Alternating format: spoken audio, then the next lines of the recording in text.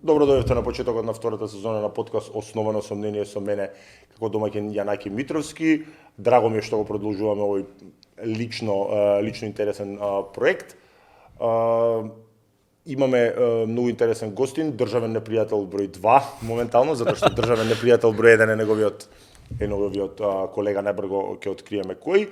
Не беше планиран гостинот за првата епизода, беше планиран за втората епизода, а за првата епизода го имавме начално договорено господинот Зоран Витанов, кој што не се само покани, туку на меѓусебна преписка некој трет човек коментираше кај него дека би било добро да го поканиме на подкаст за да може да ги соочиме нашиве различни гледишта.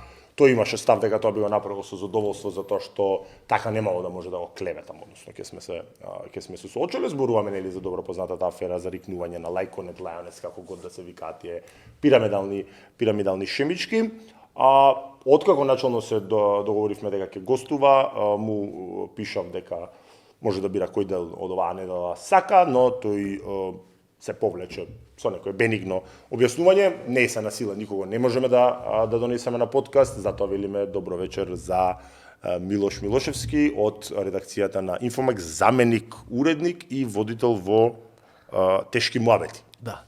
Добро вечер и од мене, ти благодарам што ме покани у студиото, да ти посакам среќа, не знаев дека ќе бидам прв гостин оваа сезона, ти посакувам успешна сезона и баш ми е мило што продолжи со проектот кој што го започна минатата практично полусезона година и ти посакувам многу успех во новата сезона. Ти благодарам, иначе она што е интересно, што ја не го знаев од старт, дека всушност јас ти бев прв гостин кај тебе на тоа беше уште не можевме да го таначиме дали е 2017, ја мислам дека беше 2017. Јас сум убеден дека е 2018 затоа што знам дека беше период пред референдумот и прашањата клучни кои што ги подготвував за тебе тогашка беа по однос на меѓународното право, правото на самоопределување, уште ги памтам темите што сме ги изборили. Мислам дека беше таму при крај на 2017 година, така ноември, декември 2000. Кога веќе се збореше дека веќе се зборуваше дека ќе има референдум, тоа беше на студиото во Водно, тоа беше првото студио, ако не се лажам, после подкастот тоа се викаше Ќорсокак. Нешто и стварно заврши Ќорсокак. А зашто колку траеше тоа? Траеше веројатно 3-4 епизоди. Мислам дека беше пред се поради тоа што ја тогашка не бев подготвен за такво нешто. Егев тоа да ти речам, да, види, све се учи, ти не си по професија новинар, само просто. Што си по професија? Што е по професија? Економист. Меѓутоа се учи, не е квантна физика, нели, подкаст, меѓутоа стварно така концепт некако се немаше. Значи од една тема скокање на друга тема, на трета тема. Имав огромен, не сум зборал многу, трема, страф од камера. И јас отпосле дознавам дека има огромен број на луѓе кои што имаат кој што најголем практично страф е стравот од јавен настап, јавно зборување. Не сум го знаел тоа. Еве 6 сезони тераме, веројатно имаме некои 600 епизоди снимено Тешки муабети по 3 сати. Го успеав тоа конечно да го надминам, како добро утро. Тоа сакав да те прашам, колку време трае Тешки муабети? 6 сезони. Мислам дека исто толку години, 6. Со тоа што некаде 200, некои сезони имаат по 150 епизоди, сигурно се над 600-700 епизоди кои што се на се ги имаме снимено, со по неколку часа контент. Не за џабе интересно за најавив како државен непријател број 2, државен непријател број 1, нели сега. Да. Полушега, полувистини, тоа е нели Александра Митковски беше тој? Митовски мечка. Окупувате околу вас, значи собирате околу вас опозицијско расположение. Доста сте критични према владачката ВМРО ДПМН, што ја например редовно ве следам, нели неколку пати сум гостувал, што и не беше од секогаш така случај.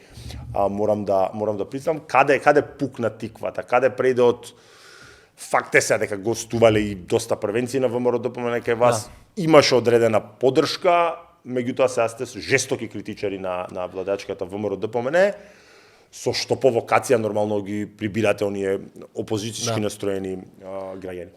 Види, првин ќе почнам од мене лично. Јас, например, не е тајна, многу мина. Не само што бев член, ја бев работен во Центарот за комуникација на ВМРО. Тоа е инфамозен, можам да кажам центар, што викаше СДСМ. Да, Центар за лаги и манипулации.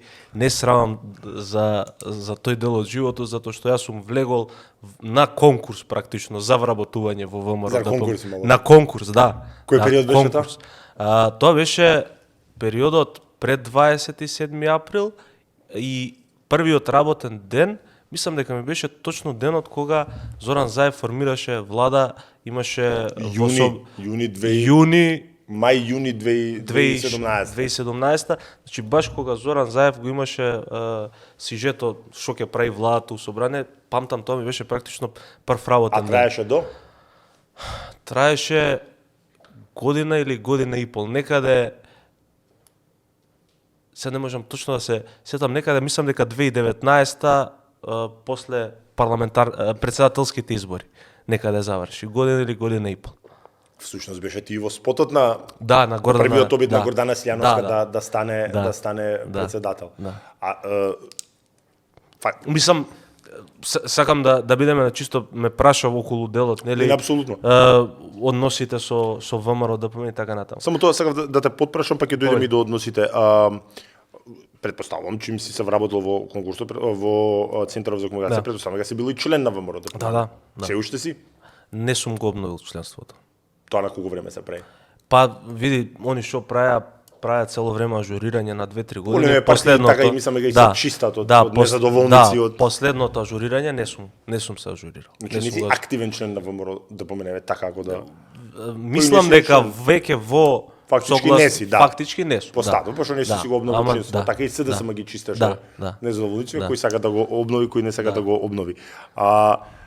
Поминуваат председателските избори, предпоставувам си работел на кампања и еве сега кога доаѓа до залудување на односите, еве и твој лично нека биде меѓутоа и како редакција имавте поддршка особено за локалните 2021. Јас некаде околу 2020 почнав да работам фултајм во Инфомакс и да се одлучам практично да се занимавам со новинарство, кој беше мојот мисловен процес. Од секогаш сум ја гледал политиката као начин нешто да променам во општеството во кое што живеам. Затоа што сум нека детска професија, детска дефиниција. Детска дефиниција, но еве ја ќе ти кажам, јас од 6-то одделение, можеби и 5-то сум бил, го гледам Васко Ефтов. Така, да. И мене ми било тоа интересно. Како што луѓе со пасија на моја возраст следеле фудбал, јас така сум следел политика. И почнуваш да ги слушаш дебатите, почнуваш самиот во главата да си креираш аргументи, мислиш дека можеш подобро од нив да ги представиш ставовите, дека имаш подобро размислување од нив и во суштина нешто однатре цело време ме терало да се активирам во тој дел и стварно идејата ми била нешто да променам. Кога видов имав една логика, знам дека не е ништо совршено кој да влезам политичка партија, нели десничар сум по аналогија некоја логика на нешто да сум влегол во ВМРО. Сум мислел дека ќе можам нешто поише од натре да променам. Така. Дошла ситуацијата да бидам натре, сум видел дека не сум можел да променам, сум се одлучил да станам новинар. Така. Тоа бил мојот мисловен процес, ова најискрено ти го кажувам, тоа сум го кажувал и тогаш. Значи дури и со луѓе кои што биле членови на ВМРО ДПМНЕ, мои пријатели, зашто си отиде, почта бев стварно не ова нека не звучи нескромно, бев еден од најдобрите, таму. Не звучи нескромно. Па сега тоа е. Бев еден од најдобрите таму, едноставно веќе имаше период кај што не се пронаоѓав, мислев дека можам нова повеќе да придонесам. Поише да придонесам на овој начин. Го имаме изборено, меѓутоа мораме подсети што беше по прилично одамна 2 години дека всушност ти беше работеше и на конгресот во Валандово каде што Христијан Мицковски станува председател. Јас бев на гласачките места, практично ја ги давав ливчињата, забележував дали има беч соодветно, дали бележан. Вашиот сегашен соговорник, како да го наречеме, кој што често гостува, Филип Петровски, тогаш обвинуваше за инженеринг на тој изборен конгрес на ВМРО ДПМНЕ. Има ти си бил директно вклучен во тој процес. Имаше ли вистина во тоа? Сега со оглед на фактот дека човекот доби еден глас, дали е не, Филип Петровски не се појави. Фаворитот се знаеше однапред дека ќе победи. Види, каде беше практично инженерингот, ако можеме така да кажеме, се знаеше од прв до последен кој делегати ќе гласа за Христијан Мицковски пред да почне конгресот. Имаше еден кандидат, да речеме дека имаше привид за демократија при неговиот избор. Но пак ќе ти кажам, тоа што имал, мислам дека некаде околу 23 години, не сум ги ни разбирал процесите, до толку не сум бил ни упатен натре во партиските работи, сум бил претходно член, не сум едноставно не сум знаел што како би може нешто тоа да промени. Евидентно дека ќе победи. Да, беше јасно, значи никој немаше дилема. Поддршка од Груевски, тогаш како неоспорен водач, и од Сашо Мијалков, и од останати битни моќни. И што интересно, например, во тој период Илија Димовски беше исклучително против, Антонио Милошевски беше исклучително против. Тие има амбиции да станат председатели на ВМРО-ДПМН. Сакаат да бидат председатели. Но голем дел од тие луѓе кои што и отворено беа против Христијан Мицкоски, понатаму му станаа, да речеме, најблиски соработници. И тоа не е непознаница во Македонија. А оние кои што му беа најблиски соработници, увидувајќи за каков човек се работи, се трнаа на страна. И тоа не е непознаница во македонскава политика, значи точно памтам, ако се сеќаваш и на говорот на Груевски тогаш кога кажуваше за ножињата, мислејќи на Антонио и на Илија Димовски. До ден денеска не знам на кој се мислеше, јас барем така тогаш го разбрав и така се шпекулираше во јавноста, значи медиумите така спекулираа затоа што тие имаа по некоја изјава тука околу пред конгресот дека демократскиот капацитет не е запазен, дека не беше гласови не можеле да се слушнат.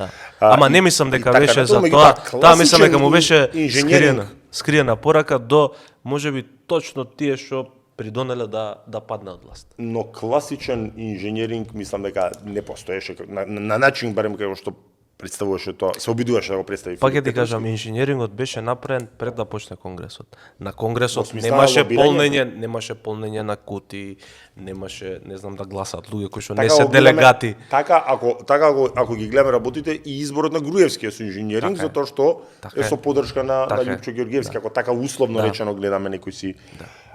Па знаеме дека имало делегати кои што сакале да гласат за Маријан Ѓорчев, кои што биле на кајче среде Охридско езеро. Тоа се некои легендарни приказки. Значи ги знам луѓето кои што го веслале кајчето, така. Да, така да не е тоа легенда урбана, само. И кога доаѓа да таа тема да се подтема да се вратиме и да го завршиме тој дел, кога доаѓа до заладување на односите кои што беа блиски, сега дали тоа ќе го потврдиш или демантираш е ирелевантно, мислам дека тоа многу не може да не биле блиски односите, имајќи предвид дека Инфомакс и ВМРО-ДПМН. Дали е тоа? Сега ќе ти кажам, затоа што тоа кореспондира, мора да се согласиш на расцепот помеѓу Данела и ВМРО-ДПМН. Значи кореспондираше, а тоа имечка кој излезе. Тоа беше ќе ти мислам ќе знам дека ќе ми дозволиш да ги прецизираме периодите и се останат. Значи што случува? 2021 беа локалните избори, така? Да. Практично ВМРО-ДПМН веќе дојдено на власт. 2021 збориме на локално ниво. И имаше некои, како да кажеме, класични обиди кај што се обидува на мене, на мечка да влијат врз она кој што ние го работиме, кој што го објавуваме, едноставно да нема критики. Да нема критики. Затоа што стварно е глупово да главна тема во било кој подкаст, емисија, вести ти биде состојбето опозицијата. Да. Знаеме во Македонија опозицијата за што служи и колку механизми има нешто стварно да промени. Моментот практично кога ВМРО-ДПМН дојде на власт и Христијан Мицковски ја превзема власта, барем на локално ниво, си го покажа вистинското лице. Тоаш почна посериозни притисоци по однос, ова објави го, не го објавувај, кој што ние никош не сме го дозволувале. Например, имало големи забелешки некаде кога беше короната, тоа беше 2020 година, а Пасиев имаше одлично гостување кај нас, беше 500.000 прегледи, мислам дека на Facebook, емисијата беше 2020. Да, короната беше, да. 2020 беше пратеник тој тогаш? Дали беше? Не. Мислам дека или преди. Не, беше пратеник. Значи кој имаа два пратеника. Така, со Крмов. Со Крмов. Беше пратеник, имаше огромна гледаност, имаше забелешки од ВМРО, зашто сме викнале човек од левица. Он е опозиција, зашто да не. И тие работи само се појачуваа со тоа како се доближува они практично до власт и стигнаа на власт. Мислејќи дека нашата идеолошка определба, нашата како да кажам, промакедонска позиција и така натаму, они ќе можат да искористат и да го контролираат медиумот. Се случи ситуација, јас, Мечка, Наталија бевме во канцеларија, рековме тоа нема да го дозволиме под која да е цена. Тоа беше некаде декември, јануари месец, февруари можеби беше 21 или 2? Веќе 22. Така. Данела Арсовска, која спомена, тоа со рачињето медот, изјавата и промената на директорот на водовод Перенски ја направи некаде јуни-јули месец 2022. Значи, кажа не кореспондира. Не кореспондира воопшто. Пате ми Стефче Јакимовски некаде тој период ја прекина и раскина коалицијата со ВМРО ДПМН или беше недела дена пред Данела Арсовска. Значи тој беше периодот. Во суштина на Стефче Јакимовски тоа го кажувал кај нас многу пати во емисија. Стефче Јакимовски се кандидираше на тие избори за градоначалник Карпош. Дека наводно му се прават задкулисни. Не му покажува лажни анкети дека губи. А ние, затоа што редакцијата медиумот кој што работам има и друга дејност истражувачка, ние имавме направено теренска анкета на колку и да е 1024 или 44. Да, репрезентативен примерок, теренска, зборам лице во лице, Стефче Јакимовски води на сите анкети. И победи релативно лесно на тие избори. Да, победи многу лесно. Имаше, како да кажеме, некои знаци, сигнали дека она кое што Христијан Мицкоски се представува пред македонската јавност во суштина не е. Добро, не е тоа никоја непознаница дека политичари едно зборат, друго праат, као не е сега дека ја откривме. Добро, ама види, пак ќе ти кажам, тоа било многу поразлично ми било тогаш размислувањето од тоа што ми е сега, многу повеќе искуство имам и во политиката, и во новинарството, и во животот, така да се менуваат многу работи. Еве, бидејќи сакам да поразговараме за политичката ситуација. Уште едно нешто. Добар новинар можеш само да бидеш ако ги збориш работите кои што никој друг не може да ги каже. Го парафразирам, мислам дека Џорџ Орвел. Значи ти ако си дозволуваш да дојдеш у ситуација да се промени, се друго е ветер и млад. Да, се друго е ветер и млад. Ти ако се дојдеш у ситуација да оној кој што ги контролира нашите животи практично, власта у државата, не можеш да кажеш лош збор против него. Ти не си новинар. Види, од секогаш членовите на владеачката партија ве избегнувале да гостуваат. Значи кога беа СДСМ на власт, тие не доаѓаат, сега па тие доаѓаат, па многу е смешно. Не доаѓаат, сега никој не доаѓа и најубаво мислам од ВМРО доаѓа редовно, сега не доаѓаат, со исклучок на гостувањето на господинот најголем сексуален потенцијал во Македонија, овој бунтур Петар Бугоевски. Тој дојде и са тоа мора му се признае на храброста дека. Добро, еднаш имаше и помош од супстанци. Се соочи се, не. Окей, супер. А меѓутоа дека дојде. Види, таков тип на дојде и Бетмен.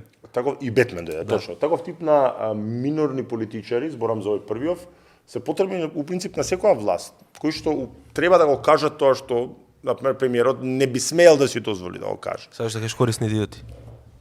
Тоа е терминот, сега мислам тоа е политички термин. Така да ги дефинираме, кои што например патат од нарцизоидност, имаат превисоко мислење за себе, а реално тежат. Види, македонски концепт ќе излезе, ќе дојдеме и до избориве, само сакав друго нешто да прашам.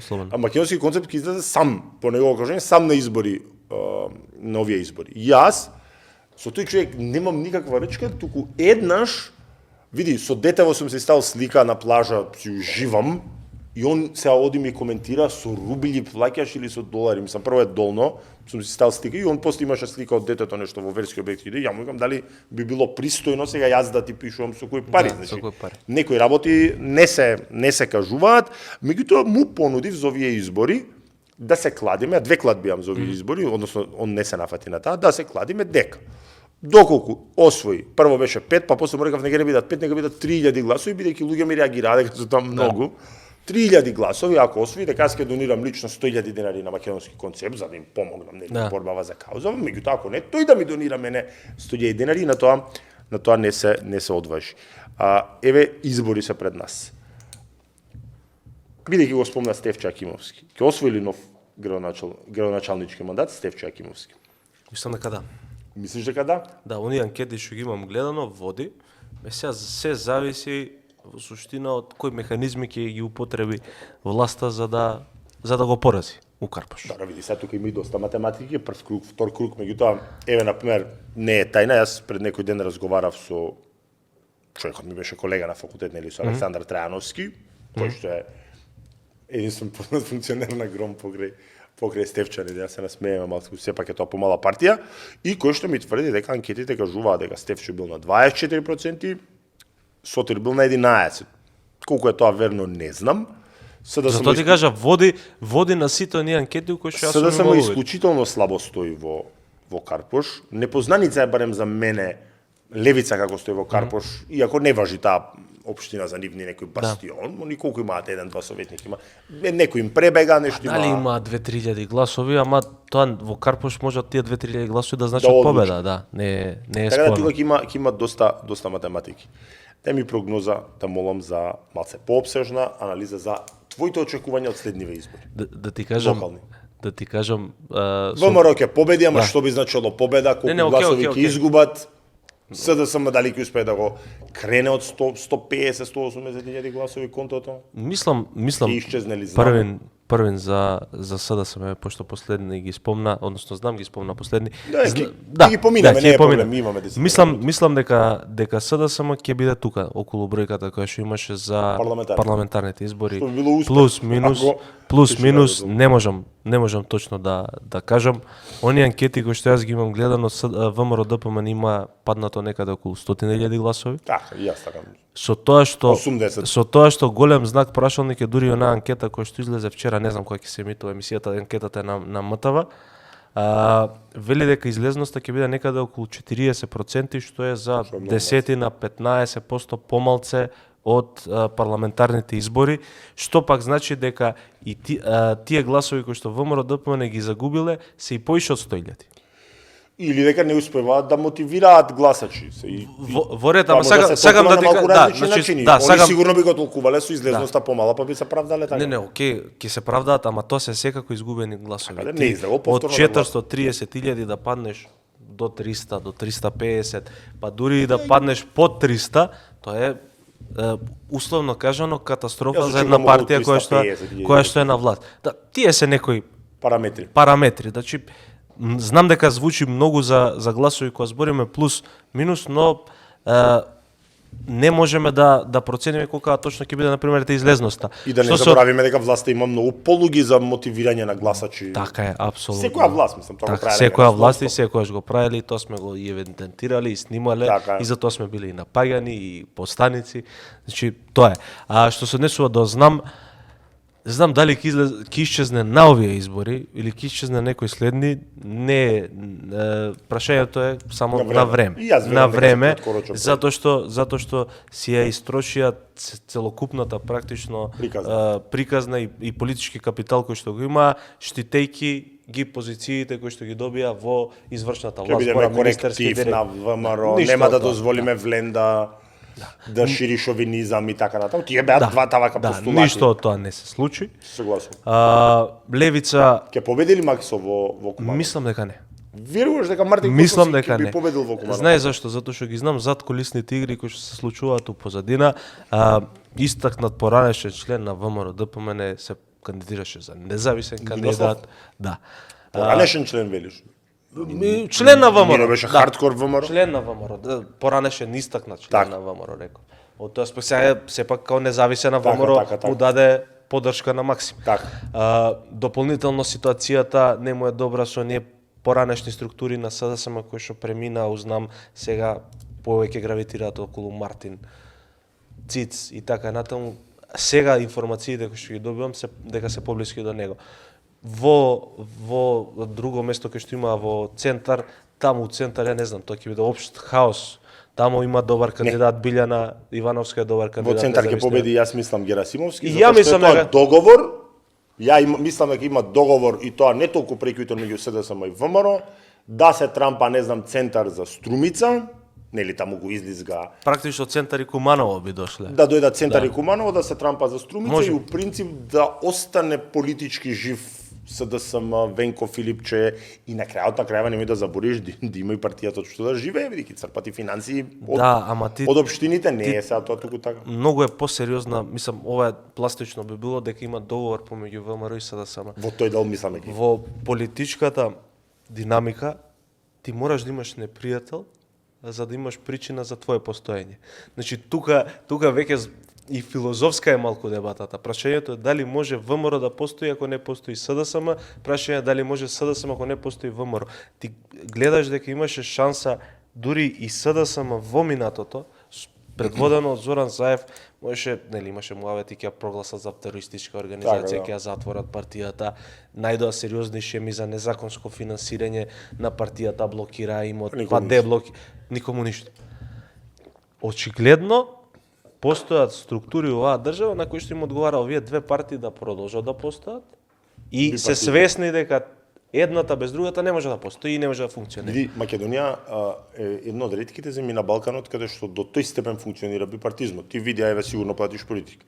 Во Грција имаш ти во собрание 7-8 парламентарни групи од различни. Со пасок пасокизацијата на пасок што му се деси, отидоа анархисти, има значи па и у Србија има две крајно десничарски партии. Во Бугарија има 9 парламентарни групи, во Србија имаш од сите, само кај нас и во Албанија функционира бипартизмот до тој степен. Со тоа што и во Албанија она што беше сериозна опозиција сега предводен Сали Бериша на 90 години веројатно. Не, ама толку и таа партија ќе престане, веројатно и кај нив ќе се појави нешто ново. Тој вакуум на мок не може да остане празен, привлекува. Сали Бериша се исплаши последен пат, јас од кога знам за себе, од кога бидејќи исто пратам политика многу мал, значи го знам Сали Бериша. Сега знаеш како има такви некои хајлендери вечни кои што никако не се најдоа, кои што функционираат само диктатури. Кои што постојат и кај нас. Левица, што прогнозира за политичката Левица мислам дека има раст. Мислам дека 50.000 гласови кои што ги добија на минатите избори не им се плафон. На минатите какви, на локални избори? На парламентарни, на локалните. Они освоја 67. 67, се извинувам. На локалните има некаде околу 30, мислам дека кидат над бројката од 67 кои што ги има за парламентарните избори. Сега во моментов со поставеноста, со практично некој тип на затвореност на партијата, мислам дека некои 100.000 гласови им е плафон. Ако успеат да отворат партијата и малку да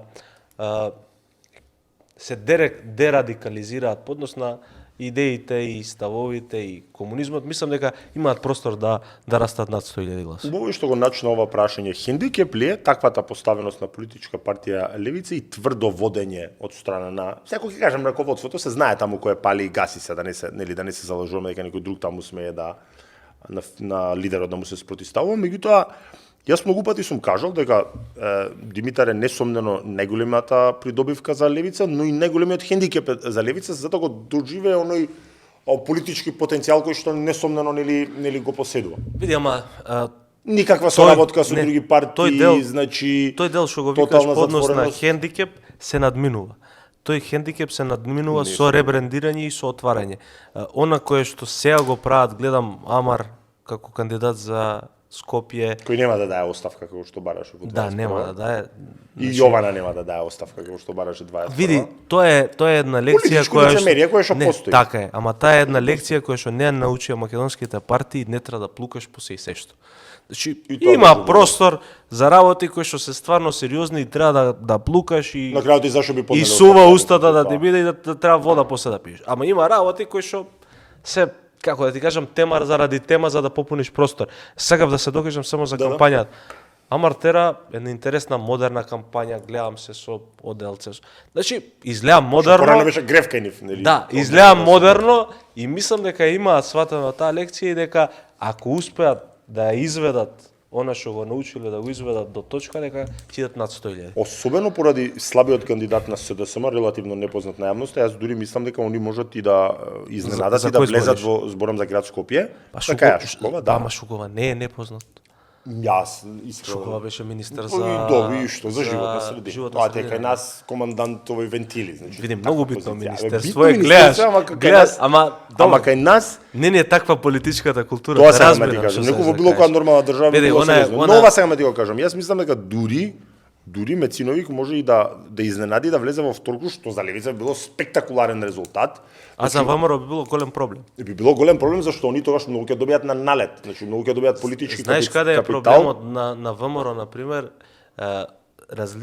Проблемот на ВМРО у моментов е што има огромно опозицијско расположение, а нема силна опозиција која што да ги канализира ставовите на тоа опозицијско расположение. И тоа изгледа мирно и одеднашка може да поплеи како што му се деши например на Вучич у Србија.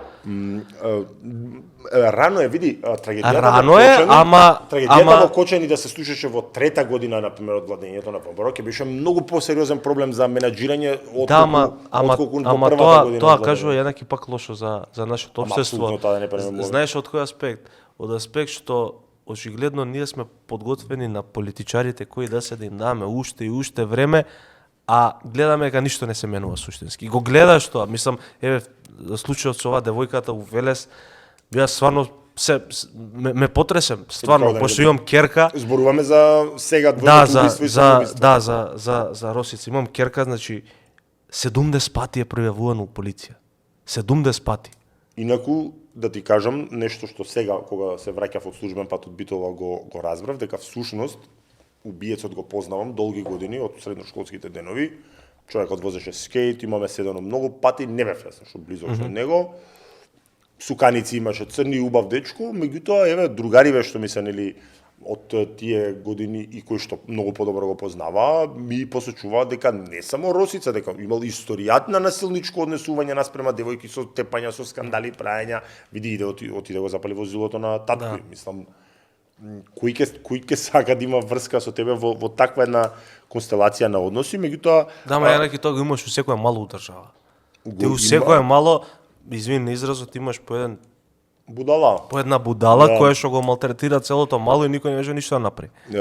Види, државата е слаба, плюс законот е малку глуп во овој дел, затоа што кривичниот законник, законот за кривична постапка ти кажува дека притвор може по 3 основи да се бара само во редовна постапка, за кривично дело до 5 години, во скратена постапка само за опасност од бегство. Па они ептен ако некој сака да пикнат у притвор со некои паушални наводи, бараат притвор по бегство. А овде, каде што он упорно повторува насилство, не може да бараат притвор, што е недостиг на системот и што веројатно треба да се смени. Инаку кога сме кај политичка партија Левица, јас тука имам кладба која што ќе ја добијам, затоа што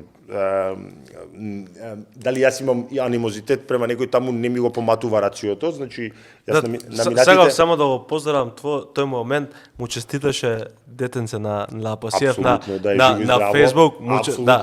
Значи све најдобро мислам јас за него и за неговата фамилија. Политички треба да се караме, фамилија на страна, мислам, аргументи треба секогаш политички да бидат. Секогаш така размислувам и, например, јас на минатите парламентарни избори добив 2 кладби на политичка партија Левица во гласови од луѓе кои што ги потценуваат намерно или ненамерно, со оглед на фактот дека гравитираат околу владачката партија, но овој пат сум кладен со, нема да кажам со кој, затоа што ми е следен гостин, па тоа прашање ќе го поставам. Например, јас сум кладен дека таа личност се кладеше дека, која е една од поранешните функционери на политичка партија Левица, кој што се кладеше дека ќе освојат најмногу 30 советници, што е смешно, тие сега имаат 49 советници и да имаат таков пат е невообичаено за опозицијска партија. Значи не е вообичаено, може немаат да имаат раст како што очекуваат, можеби е тоа поверојатно да се случи, ама дека ќе паднат од 49 на 30 советници, градоначалник малце потешко дека ќе освојат, меѓутоа тоа не и сум кладен во кафеана, нели тоа стандардно,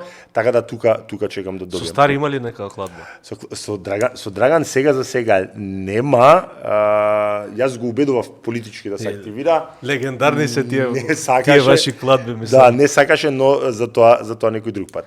Имате ли моментално соработка со, кој ќе кажам соработка? Ама остана уште 2 партии што не ги искоментираме. Влени Дуј. Прав си, албанскиот блок. Види, тука ќе биде доста интересно, затоа што таа битка е многу побитна отколку што на првото изгледа.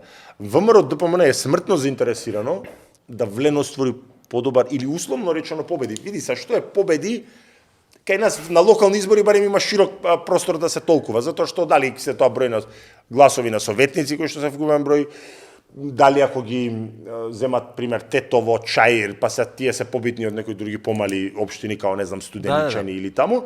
Меѓутоа ВМРО ДПМН факт е и работи на тоа, и самото некандидирање на што е прв пат мислам дека. Прв пат, да. Е смртно заинтересирано Влен само дозволи да го победи Дуј или условно речено го победи, па премиерот тоа не го ни крие. Сега имаше изјава дека е тоа суштината на овие избори да се прати Дуј во политичка пензија. Да не постои веќе. Дуј да не постои веќе, што нема да оди така лесно. што нема да оди така. Се уште ја држи Али Ахмети коалицијата. И е многу глупава изјава. Мислам, политички нелогична. Сега ти кажам зашто. Значи, не е баш така, затоа што носи гласови се уште таа изјава, како што донесе многу гласови на парламентарните. Ама тоа е краткотрајна придобивка. Што правиме ако во април и во мај има предвремени парламентарни избори и он не може да формира влада сем со ДУИ? Без никаков проблем ќе направат влада со ДУИ. Ама тоа значи дека тие, не знам, 10-20 гласови што ќе ги добие на таа изјава ќе значат минус 50 од ДУИ ќе му се наљутат и после ќе му речат ние сега дека ти не избореше пред 6 месеци така не се случи. Луѓето ќе сменат. Минус 50 ќе значат 1000 гласови на некои наредни избори. Тоа сега да ти го кажам.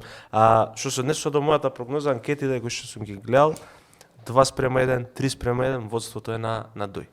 Значи огромно незадоволство. Можеби ќе бидат клучни фактички таравари што се прешалта, можеби тоа ќе биде поклучно. Значи, ние збориме за некои бројки околу 150.000 гласови за ДУИ, тоа се 115 кои што ги освоија, плюс оние 3-40.000 на ДУИ, а тоа се 30 на Алијанса, се извинувам, а тоа се 3-40.000 гласови минус за рестото. До 70. Рестото, окей. Ама затоа ти кажав, бројките се некаде 2:1, 3:1, иако што сум ги гледал. Вчера искочи една. Јас мислам дека ќе победи во Чаир. Не сум сигурен. Таму е неприкосновен, а во другите места ќе биде доста интересно, меѓутоа Изет по мое мислење е изнуден кандидат на Влен, затоа што ДУИ избаци првенец, најакиот кандидат што можеше да го избаци и беше он принуден фактички да парира тука. Ќе биде интересно и во тој блок. Што е проблемот на Влен? Проблемот на Влен е што заврши неговата политичка употребна вредност за која што они се представува самите себе. Нивната политичка употребна вредност беше да го детронизираме ДУИ. Тоа се случи. Кој е фајдето, кој е кјарот, кој е резултатот од тоа детронизирање на ДУИ? И не само дали имаме подобри меѓуетнички македонско-албански односи? Немаме. Дали истите глупости кои што ги збореле ДУИ претходно сега ги збораат Влен пута 10? Дефинитивно. Дали ВМРО ДПМН може да му реагира на Влен или исто како што СДСМ не му реагираше на ДУИ? Значи, практично она фамозно како до сега на Али Ахмети е продолжено и сега. Има ли Инфомакс соработка, кој ќе кажам соработка, да мислам дали сте блиски со други политички партии? Алудирам на Гром, искрено ќе ти кажам, значи да не те овакво, Данела партијата беше за еднократка употреба што ја превземам нова алтернатива, очигледно нема да трча новие избори, иако со последните акции, мислам дека доста се го дигна рейтингот во Македонија, од минимални 1500 гласови, мислам дека можаа да направат резултат. Зашто не се одлучи да трча, не знам, тоа е прашање за не знам, меѓутоа имате ли вие вака близко со одредена политичка партија сега? Значи, сопругата на намечка на Александр беше секретарка Наталија, не беше, не стана никош, не сега. Таква информација јас прочитав. Она требаше да стане секретар на град Скопје. Почна тој период пред избори кога што не може да се именуваат функционери. Па се врати сегашниот. Да, и никош не стана секретар на град Скопје. Сега да кажам дека дел од Инфомакс има практично продукција која што снима видеа, спотови. Дали се тие политички сме снимале за како се викаше? Не за град Скопје, за музички спотови, маркетинг спотови, зборам од сега да не ги кажувам компаниите за на ниедна да не направам. Зборам професионално сме оснимале. Некојаш се случувало ја да помогнам и да ускочам у тоа ако треба, не знам дали сценарио да се напише така. Значи тоа е делот од фирмата што тоа си го работи. Тоа каква врска има со ова јас што те прашувам, значи. Не, ама збориш за соработка. Анкети на пример. Во таа смисла. Да, фирмата има. Злите јазици од ВМРО ДПМН ова ќе толкуваат дека на таков начин условно речено ве плаќаат. Нема анкети, значи види спотови. Како се викаше Мечка и Инфомакс и у тешки муабети милион пати сме го кажале тоа дека имаме и продукција, дека ние имаме и дел намерење на јавното мислење кој што си работи. Ти мораш од нешто да живееш, затоа што медиумите, особено ние кои што тераат проопозицијско медиуми, мислење, медиуми имаат проблем да најдат реклами, затоа што одат кај газдата и му се закануваат, ако продолжиш да се рекламираш на овој медиум, ти ќе бидеш затворен. Види реално. Твојата фирма ќе биде и тоа ни се случило и претходно и сега ни се случило. Знаеш што не прифаќам никогаш, и со ова ќе го затворим овој дел, проопозицијски медиуми. Секој медиум треба да биде проопозицијски, по моје мислење. Така е. Секој медиум треба да биде критички настроен кон власта. Јас се сеќавам пред долги години тогаш А1 уште постоеше и на некоја дебата кога се уште одеа таму, беа закрвени, Илија Димовски тоа го збореше. Еве факт е дека поголем дел од медиумите се критички. Тоа е нормално да се критички настроени кон власта. Речи си сегде е така. Сегде имаш блиски до овој или до оној, меѓутоа да очекуваш хвалоспевки и тоа не е. Ние у моментов да ти кажам, веројатно сме медиум со најдолг проопозицијски политички стаж од држава. Види стварно и веројатно така и треба да остане. Без разлика кој да дое понатаму на власт. Иде едно телопче кај вас, тоа е едно писание од оздола, како се финансира Инфомакс. Како се финансира Инфомакс? Ако ми кажеш од YouTube дека живеете, тоа не ми е логично. Сега ќе ти кажам неколку, мислам, еден податок кој што ги е збирен. Ние минатата година имаме 250 милиони прегледи на сите платформи. И за тоа ќе земете 10.000 евра од не е точно. Од YouTube. Не е 20 нека се. Не. Значи сега не можам тие бројки да ти кажам точно, ама рачунај дека ние се финансираме и Facebook плаќа за гледане. Нема монетаризација во Македонија од Facebook. Еве ти сега ќе ти покажам. Добро. Сега ќе ти го покажам телефон, мислам таму ми. Ќе ти го покажам после емисија. Значи има монетизација и од Facebook, имаме и од YouTube. TikTok стварно се многу мали бројките на монетизација и ако гледаш емисијата, стварно благодарност голема до нашите гледачи кои што редовно донираат сериозни суми на пари. Фактички се гледаат, идат од оздола сум ги видел, така, да. Значи се случува во емисија. За крај сакам да те прашам, тие се јавно познати бројки, може да ги вратат емисиите, да ги изгледаат, да ги избројат колку пари. Само да те прашам при крај за ова. Се случи физички напад врз тебе, барем не така го толкова, во тоа беше општинската организација на СДСМ во Прилеп. Да. Што се случи? Практично беше у ходникот зграда, у кое што зграда на најгорниот кат, СДСМ има канцеларии, да. Добро. Која година беше тоа? Тоа беше за локалните избори 2021. И што се случи? Што се случи? Имавме информација дека во време на изборниот молк одржуваат состаноци по сите општински организации и дека на тоа место се собрани голем број на именувани функционери кои што не смеа да бидат таму, полициски службеници, началници. И ги снимивме сите. И имаш напад, да, сега мислам дека е починат, Бог да го прости. Поентата е што тие кои што беа поизверзирани, да збориме функционериве, беа у шок и не реагира. Тоа беа двајца луѓе кои што има се без политичко искуство. Без политичко искуство, полошо поведение. Ама зарем не према тебе се покрена прекршочна тоа што го не се лажа? Да, имаше обид најдо едно лице кое што наводно сме го бутнале по скали бегајќи од зградата. И сме му нанеле тешки телесни повреди. Арно, ова проблемот нивен тоа ситуација беше што имаше снимка од целиот настан од почеток, а они удираа по камерата веројатно да ја скршат, да ја оштетат опремата. И сега што не е ефтина работа на не е ефтина работа, така заврши тој. Многу сум благодарен до судот у Прилеп. Барем ослободијата му како? Да, и не ослободија нас од одговорност за дека наводно сме бутнале некој по скалите и имаше пресуда за тој кој што физички не нападна лицата. И него го осудија. Да. Кој што патем е сериозен у неколку наврати престапник. Така. Да. Значи со искуство со досие, во тој два. Да. Сосема за крај. Што се следните планови на Инфомакс? Тешки мабети, тече, тоа е стандардно, нешто ново.